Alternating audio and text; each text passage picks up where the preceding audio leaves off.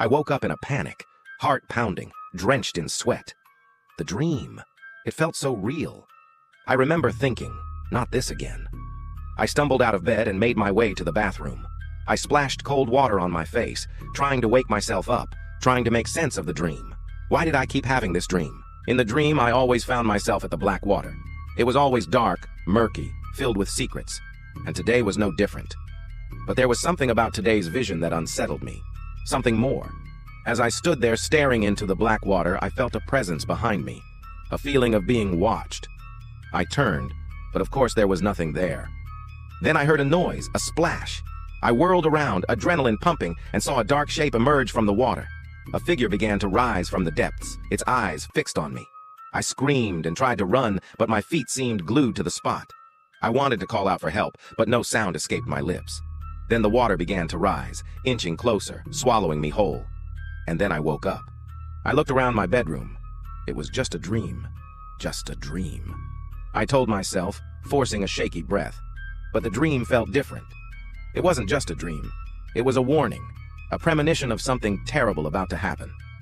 I got ready for work, my mind still on the dream. The train journey was a blur. When I arrived at the station, I made my way to the office. I had to tell someone about the dream. I needed reassurance, but I couldn't bring myself to speak.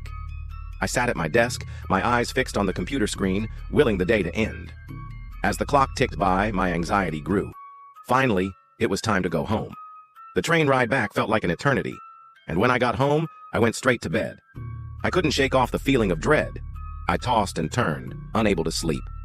Then I remembered the old saying, early to bed, early to rise, makes a man or woman healthy, wealthy, and wise. I got up, went to the kitchen, and filled a glass with water. I drank it down, then went back to bed. In the morning, I woke up feeling refreshed. The dream, it didn't seem so important anymore, but as I got up, I noticed something. My reflection in the mirror was different. My eyes were dull, my skin pale. I looked sick. I started to feel a fever coming on, so I went to the bathroom. I splashed cold water on my face and stared back at my own eyes. What was happening? I looked like a stranger.